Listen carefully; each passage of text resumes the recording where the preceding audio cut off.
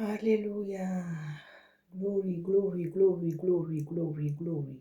Glory, glory, glory, glory. Jesus, Holy Spirit, God the Father, the Son, and the Holy Spirit.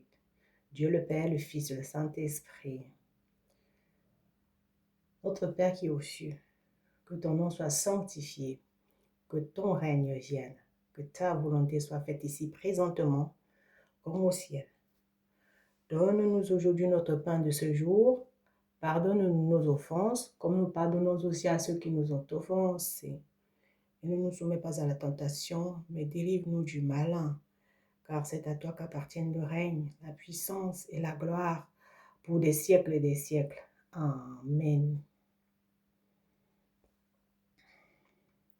Majesté, Orokorokoroboshi. À lui la majesté, Orokorokoroboshi. À Jésus, soit louange, gloire et honneur. Orokoroboshia. Majesté, suprême autorité, son règne vienne sur la terre comme dans les cieux.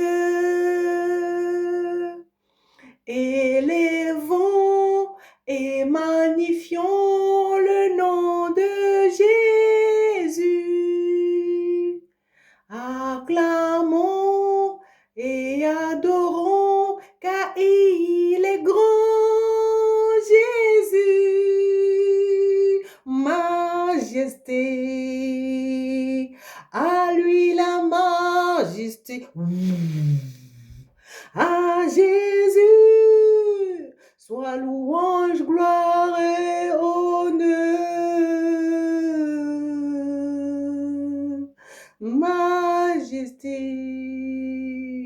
suprême autorité. Oh. Louange à toi, Seigneur. Reçois l'adoration. Reçois l'adoration. Tu es le roi de gloire, notre nous. Digne es-tu, Seigneur Emmanuel. Reçois l'adoration. Tu es le roi de gloire et tu es fidèle. Orokorokoroboshia. Orokorokoroboshia. Digne es-tu, Seigneur Emmanuel. Emmanuel, mon amour. Emmanuel, ma paix. Emmanuel, ma fidélité. Emmanuel, mon bébé. Emmanuel. Emmanuel, le salut. Emmanuel, le chemin. Emmanuel, mon tout. Emmanuel, tu es glorieux. Emmanuel. Emmanuel, oui, je t'aime. Emmanuel, je t'adore. Emmanuel, mon amour. Emmanuel. Emmanuel, le Seigneur. Emmanuel, mon Seigneur. Emmanuel, tu es ma part. Emmanuel, mon amour, ma fidélité. Emmanuel a changé ma vie.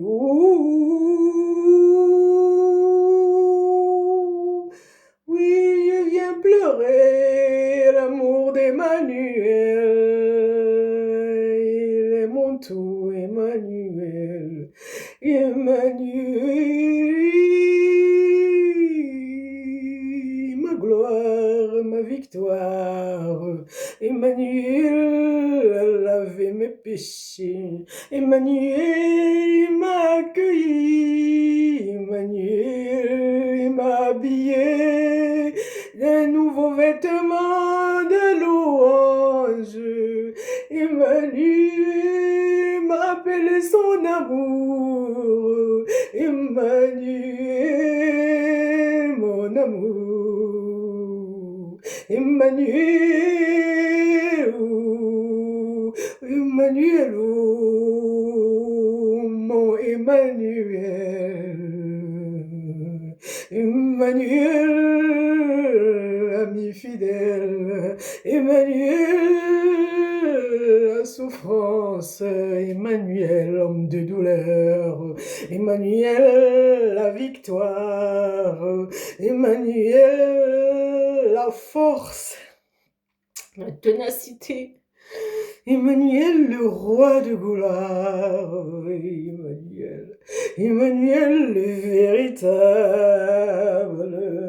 Emmanuel, ne passe pas à côté d'Emmanuel.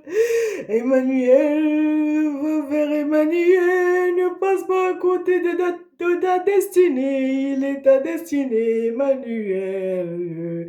Emmanuel m'a changé. Emmanuel, il est mon tout. Emmanuel, oui, je t'aime. Oui, je t'adore ce matin. Tu es mon tout. Et tu es où, Seigneur?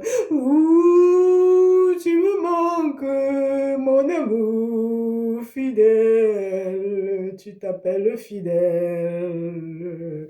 Oh, Saint-Esprit, pardonne-moi si j'étais attristé. Reviens, mon amour.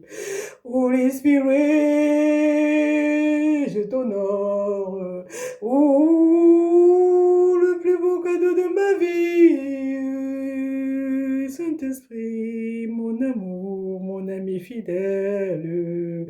Le plus beau cadeau de ma vie. Le meilleur ami. Le meilleur ami de tous les temps. L'ami de tous les jours. Alléluia.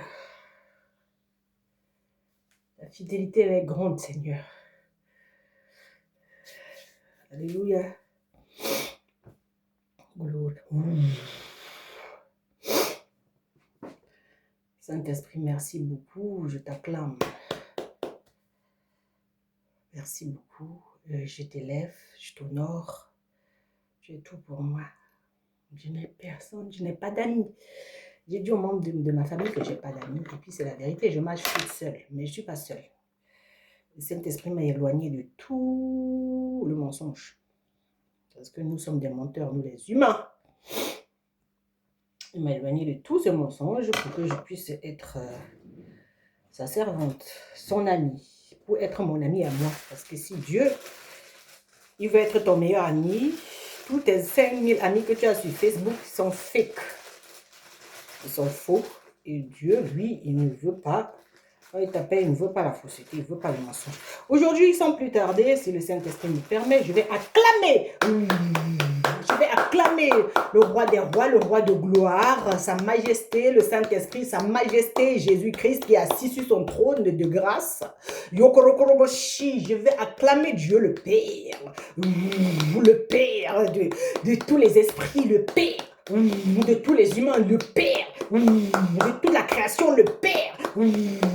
Notre Père qui est aux cieux, le grand, l'autorité divine, la suprématie, le Père, ou la grandeur, la toute-puissance, le Père, Dieu, le Père, mon Père, quand il descend sur la terre, oui, je sens quelqu'un qui est blessé.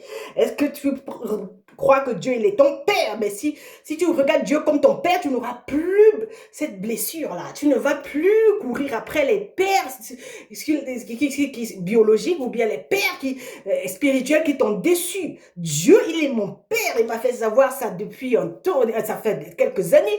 Et il est mon père, c'est lui qui décide. Quand il descend, je vous dis la vérité, quand la situation est difficile, il n'envoie pas Jésus, il descend. Et quand il descend, il chasse la mort. Amen. Il brise, alléluia, tout, il chasse tout ce qui était contre moi. Alléluia, c'est lui qui juge. Il vient vraiment avec le jugement pour détruire la tour de Babel qui était construite contre moi. Alléluia, parce que si tu es contre moi, tu es contre le Seigneur, celui qui touche aux oins de l'Éternel. Ne touchez pas mes serviteurs, les prophètes, parce que c'est des gens qui souffrent avec Dieu en silence. Donc ne les touchez pas, ne les faites pas de mal. Yekorokoroboshi, c'est mon Père. Non seulement je suis, voilà ce que Dieu a dit, mais je suis d'abord la fille de mon Père. Je dis ça tout le temps. C'est mon papa. Amen. Co-héritière du trône de grâce. Oui, je peux me vanter de la présence du Seigneur, de la paternité. Alléluia. De l'adoption que j'ai reçue de Dieu. J'ai été adoptée par Dieu. Alléluia. Parce que Jésus m'a amené vers son Père. Et puis, si tu aimes Jésus, tu vas aimer le Père. Amen. Parce que Jésus et le Père, ils sont un avec le Saint-Esprit. Aujourd'hui, on va parler de la fausse humilité. Ouais, ça c'est le sujet du jour. Ça c'est la pensée de Dieu. La parole de Dieu dit, ayez les pensées de l'éternité. Dieu même, c'est lui-même l'éternité. Amen. Pensée de l'éternité. La fausse humilité, selon le Seigneur, selon ce qu'il m'a dit, donc sur Google, c'est autre chose. Voilà, l'être humain a ses pensées, Dieu, il a ses pensées. Nos pensées les pensées de Dieu sont éloignées des nôtres. Donc, selon ce qu'il m'a donné, parce que c'est lui qui m'a donné le sujet, donc il connaît la définition divine de ce qu'il me donne.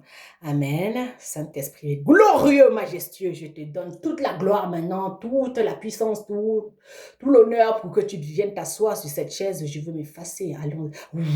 Je vais avec toi, Seigneur. Je ne vais pas aller sans toi. Il faut que ce soit toi qui organise tout ici afin que tout ce qui va sortir soit pour la gloire de notre Seigneur Jésus-Christ et que Dieu le Père soit honoré et que le Saint-Esprit, soit respecté. Amen. La fausse humilité, selon le Seigneur, c'est quand on fait semblant de respecter ayant déjà un autre agenda. C'est-à-dire quelqu'un va faire semblant de te respecter ou bien de respecter les recommandations que tu lui as données, mais dans son cœur, il a déjà programmé autre chose. En venant vers toi, la personne avait déjà autre chose. On va voir le cas de Judas. Et puis, dans chaque être humain, il y a ce petit Judas. Judas, quand il suivait Jésus, il avait son programme. Judas, il n'était pas avec Jésus pour le salut de l'humanité. Judas était avec Jésus juste pour être riche. Et pour être riche, et puis voilà, ça c'est la fausse humilité, parce que lui aussi, il était un disciple, hein, il a aussi chassé les démons, tout ça, ça ne veut rien dire. Ce jour-là, les gens me diront, dit le Seigneur, j'ai chassé les démons en ton nom, j'ai donné à manger aux gens, j'ai fait les miracles et tout. Le Seigneur va dire, voilà, je ne t'ai jamais connu. Pourquoi? Parce qu'en fait, on ne faisait pas ça avec le cœur de Dieu, on ne faisait pas ça par obéissance au Saint-Esprit, on le faisait avec un agenda bien caché. Alléluia. Et quand on a un agenda caché avec Dieu, on va finalement chuter. On va voir la chute de l'ennemi, on va voir la chute la destruction de la tour de Babel, on va voir la chute de Judas qui se suicide. Et puis, il y a beaucoup de suicides ces jours. Le Seigneur aimerait que la mort s'arrête.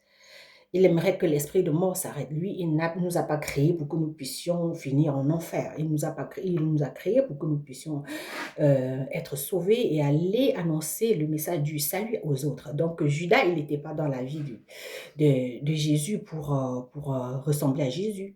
Jésus-Christ dit, je suis le chemin, la vérité et la vie. C'est-à-dire, il est le seul chemin. Donc, du moment où nous suivons le Seigneur, si, on ne fait pas comme lui, ça veut dire qu'on est Judas, on a notre agenda, on a un autre chemin. Et notre chemin qu'on est en train de créer, ce qu'on est en train de construire nous-mêmes, par nous-mêmes, ça va nous conduire seulement à la chute, ça va nous conduire seulement au suicide. Alléluia. Donc maintenant, et puis pardon, si on a notre propre agenda et que les choses tardent à venir, et puis tout ce qu'on a programmé dans notre cœur, si ça ne marche pas comme on a programmé, on va finir par trahir le leader, on va finir par trahir la personne loin de Dieu, c'est-à-dire de la manière dont Judas il a trahi Jésus, on va trahir cette personne et fuir, parce qu'en fait, ce qu'on a pensé, ce n'est pas ça. Judas, il pensait que Jésus était venu renverser les Romains pour que les Juifs puissent prendre leur place voilà, au Sanhédrin, ou bien qu'ils soient les chefs. Voilà, voilà. Donc, il y a certaines personnes qui suivent Jésus avec leur propre agenda. Ils aimeraient que Jésus les suive, que Jésus suive leur programme. Et le Seigneur n'est pas venu sur la terre, lui-même dit dans sa parole. Hein, moi, je vais vous raconter les histoires folles de mon papa d'amour. Jésus, il dit lui-même dans sa parole, hein, je ne suis pas venu je suis venu sur la terre faire la volonté de mon Père. Et c'est pour ça qu'il est venu. Donc, même sa mort était aussi pour la volonté de son Père. Donc, il a accepté tout ça. C'était la volonté de son Père. Mais je n'aimerais pas être Judas. Je n'aimerais pas être à sa place pour trahir le Seigneur juste pour 2 pièces d'argent. Je n'aimerais pour 30 pièces d'argent, ou bien pour 1 pièce, ou bien pour quoi que ce soit. Je n'aimerais pas trahir le Seigneur. Je l'ai fait une fois et puis ça m'a tout coûté. Et puis ça m'a tout coûté. Il ne s'agissait même pas de l'argent. Hein. Ça m'a tout coûté. Il n'y a pas que l'argent. Il y a le fait d'être avec le Seigneur. Tu dis que tu suis le Seigneur, mais en même temps, tu aimerais aller écouter les conseils des méchants. Tu aimerais, voilà, tu as peut-être ton mari ou ta femme, tu écoutes les conversations coquines, oui, tu discutes avec d'autres femmes, d'autres hommes qui n'ont aucune alliance avec toi. C'est aussi ça, trahir le Seigneur. La trahison, ça vient de tous les sens, hein. C'est à tous les niveaux. Donc ici maintenant, quand on trahit, on expose l'autre. On expose la personne qui obéit à Dieu. Jésus était là en train d'obéir à Dieu. On expose, croyant lui faire du mal. Et puis Jésus, il reste lui-même quand on le trahit. Donc si tu as autour de toi des gens qui te trahissent juste parce qu'en fait leur agenda caché,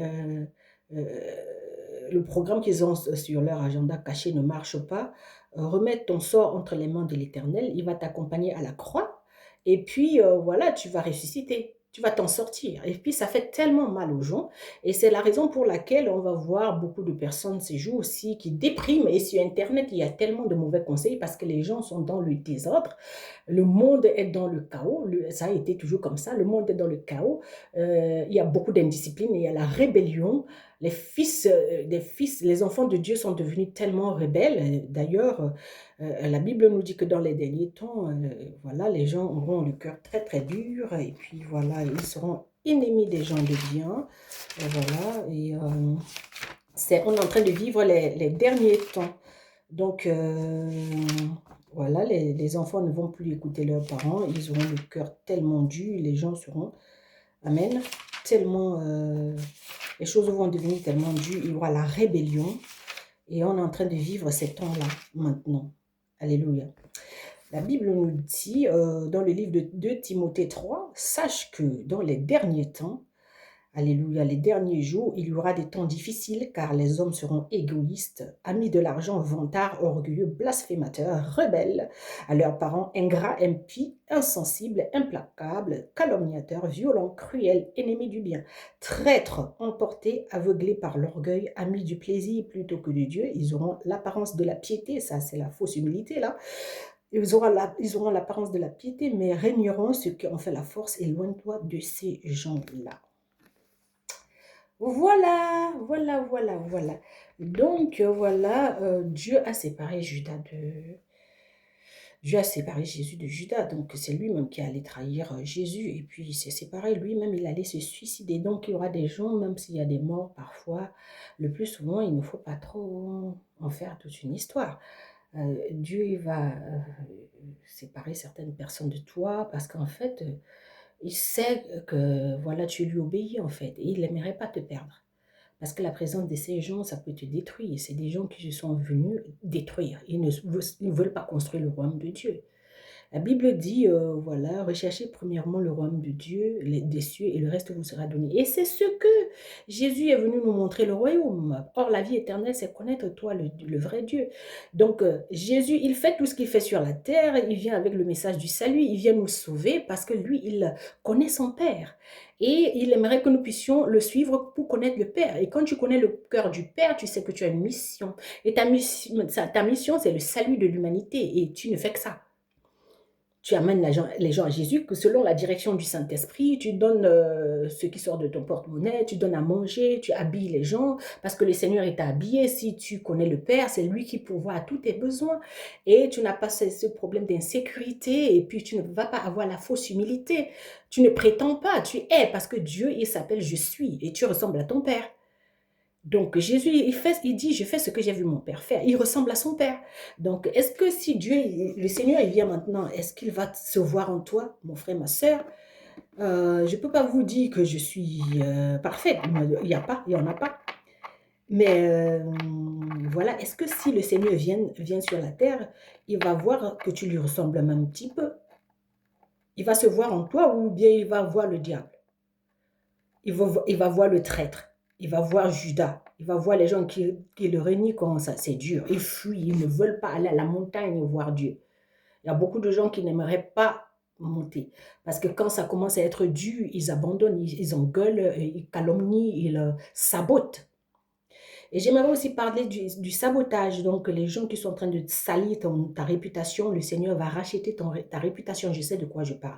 Si tu restes avec lui, tu le suis, alléluia. Et si tu n'as pas ton propre agenda, je dis, le Seigneur, il va réparer, il va restaurer tout ce qui a été perdu dans ta vie, qui a été gâté dans ta vie. Le Seigneur, il est comme ça. Alléluia. Et tu vas devenir crédible. Amen. Donc, moi aussi, c'est ce qu'il a fait avec moi. Donc, j'étais sabotée dans toute la ville, dans ma propre maison. J'étais traitée de tout et de rien. Et le Seigneur, il a restauré. Et un jour, il est entré dans la bouche de quelqu'un pour dire, vous êtes crédible, madame. Donc, vous pouvez prendre tout ce que vous voulez ici. Vous payez quand vous voulez. Il n'y a pas de pression. Donc, et au niveau spirituel, voilà, les gens, ils ont commencé à me faire confiance parce qu'en fait, le Seigneur, il m'a racheté.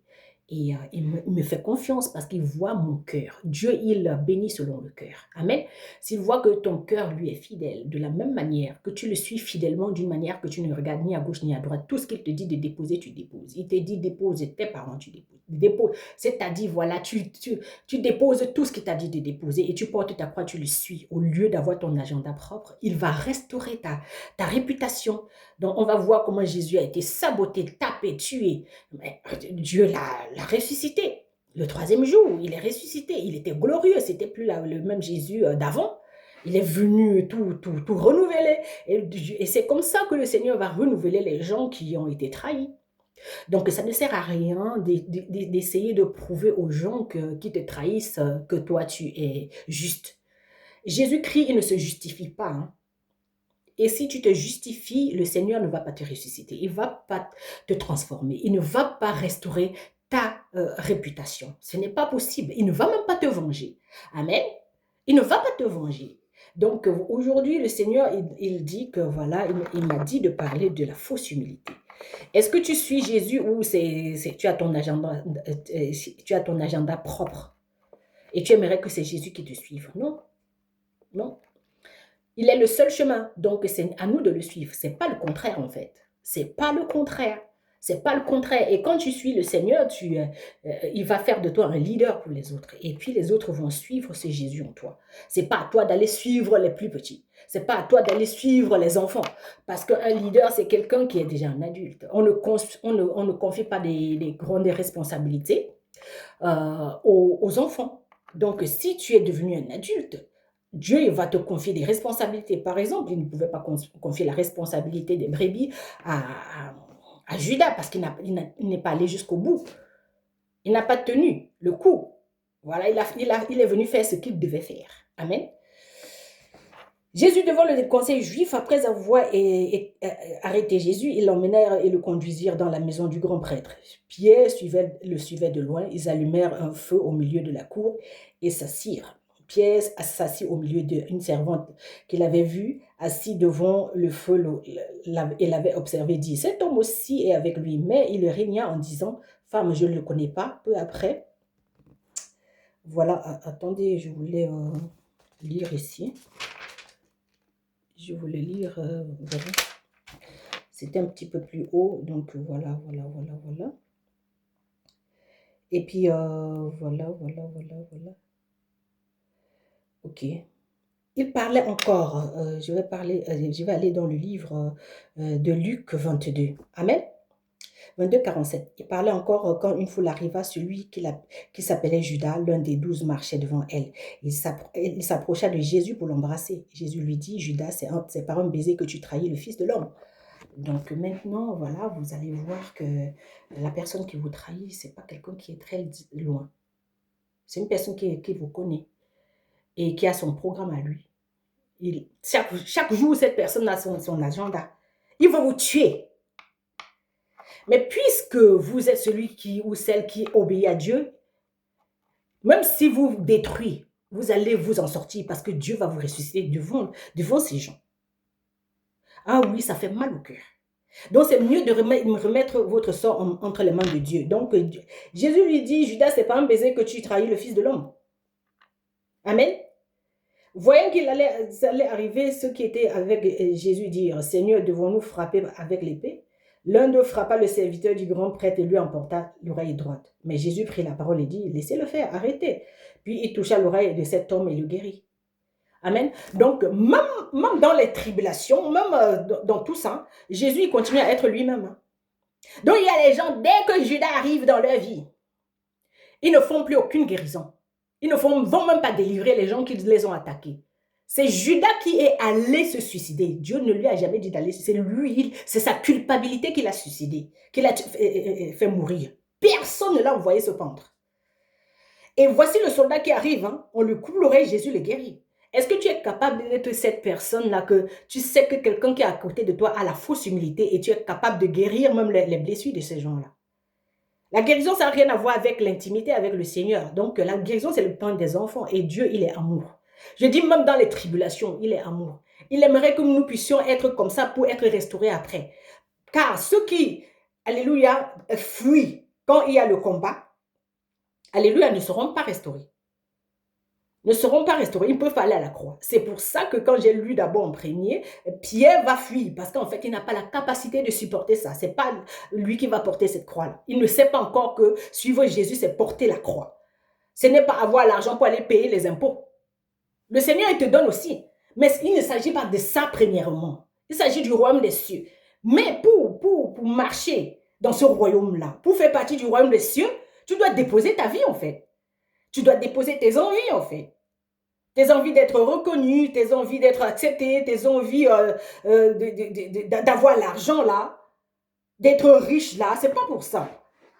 On suit le Seigneur pour une bonne cause. La cause là, c'est le salut de l'humanité. En dehors de ça, c'est le mensonge, c'est la fausse humilité.